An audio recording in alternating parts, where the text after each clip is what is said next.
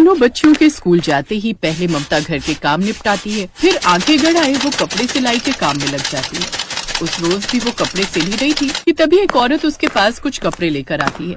सुनीता, ये मेरे कुछ ब्लाउज है जो मुझे धनतेरस, दिवाली, भाई दूज सब त्योहारों पर पहनने हैं। अब इतनी जल्दी कोई भी टेलर सिलने से मना कर रहा है, क्या तुम इसे सिल दोगी? हाँ मैडम, आप चिंता मत कीजिए, मैं सिल दूंगी। बस तुम्हारी यही आदत तो मुझे अच्छी लगती है, तुम कभी मना नहीं करती। वो ब्लाउज देकर अंजलि वहाँ से चली जाती है। ऐसे ही समय बीतता है। एक रोज उसकी सबसे छोटी बेटी चिंकी कहती है, माँ अब तो दिवाली आने वाली है, मैं तो ढेर सारी मिठाइयाँ खाऊंगी और पटाखे जलाऊंगी। माँ इस बार हमारे यहाँ भी दिवाली मनेगी ना? हाँ मेरी लाडो, मैं तुम्हें मिठाई और पटाखे जरूर दिलवाऊंगी। सिया बेटी, तुझे कुछ नहीं चाहिए क्या? माँ हमारे पास गिनकर 2 जोड़ी कपड़े हैं, वो भी जगह जगह से फट गए हैं। आपने उनमें रफू भी किया हुआ है, वो भी अब फटने लगे हैं, तो आप हमें इस दिवाली नए कपड़े दिलवा देना। ऐसे ही समय बीतता है और अब दिवाली पास आने वाली होती है, लेकिन अब उसके पास कोई भी नए कपड़े सिलवाने नहीं आता। तो वहीं उसका गरीब पति मिट्टी के दिए बना रहा था। क्या हुआ सुनीता, उदास क्यों बैठी हो? देखिए ना, हर साल मैं दिवाली पर अच्छी कमाई कर लेती थी, लेकिन इस बार तो मैं खाली बैठी हूँ, मेरे पास ग्राहक ही नहीं है। सोचा था दिवाली पर कपड़े सिलकर कुछ पैसे कमा लूंगी तो अपनी बच्चियों की दिवाली अच्छे से मन जाती। तुम चिंता मत करो भाग्यवान, शाम को जो दिए बेचकर कमाई करके लाऊंगा उसे तुम रख लेना। ये कहकर मोहन वो दिए लेकर बाजार जाता है और वो शाम को मुश्किल से 400 रुपए लेकर घर आता है। वो पैसे लाकर वो सुनीता को दे देता है। अगले दिन वो अपनी तीनों बेटियों को लेकर बाजार जाती है,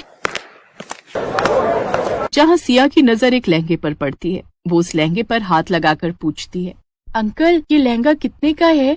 वो दुकानदार उन चारों को ऊपर से नीचे की ओर देखता है, फिर उनके फटे और मैले कुचले कपड़ों को देखकर गुस्से में कहता है, ए लड़की, तेरी हिम्मत कैसे हुई अपने गंदे हाथों से ऐसे छूने की? है तेरी और तेरी माँ की हिम्मत नहीं है ये ड्रेस खरीदने की, समझी? ये प्रिंसेस लहंगा है, इसे खरीदने की औकात भी नहीं है तुम लोगों की। चलो अब निकलो यहाँ से।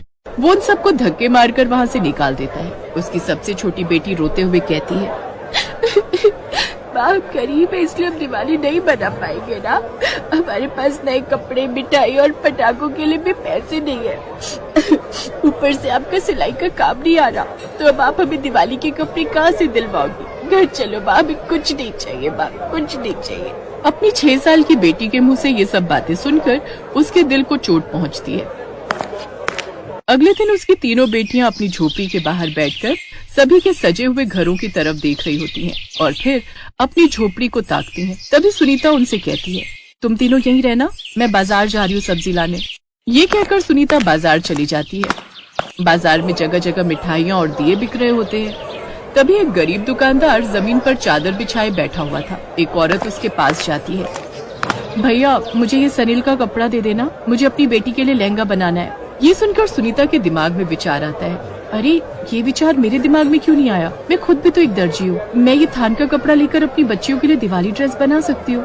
वो उस दुकानदार के पास जाती है, सुनिए भैया मुझे ये गुलाबी, पीला और नीले रंग का थान का कपड़ा दे दीजिए। सुनीता वो लेकर घर आ जाती है और रात को अपनी बेटियों के सो जाने के बाद रात भर जाकर वो सिया के लिए लहंगा सिलती है